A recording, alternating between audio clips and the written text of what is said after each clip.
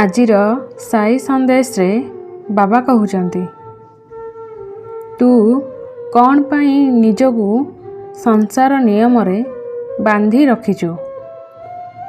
ତୁ କ'ଣ ପାଇଁ ସେଗୁଡ଼ାକୁ ତୋ ଭାଗ୍ୟ ବୋଲି ମାନୁଛୁ? ନିଜକୁ ସମସ୍ତଙ୍କ ସହ ସମାନ କାହିଁକି ଭାବୁଛୁ? ଏହି ସମାଜ ତୋଠାରୁ କିଛି ଆଶା କରୁଛି। ନିଜ ଅଧିକାର ପାଇବାକୁ ହେଲେ ଖାଲି ବସି ରହି ସବୁ ଦେଖିଲେ ମିଳିବନି। ତା ପାଇଁ ତତେ ସଂଘର୍ଷ କରିବାକୁ ପଡ଼ିବ।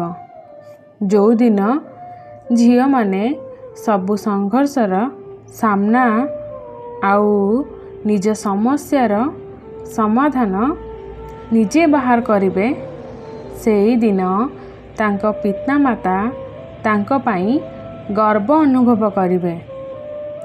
ସେ ଝିଅ ହେଉ କି ପୁଅ, ସବୁ ସମାନ।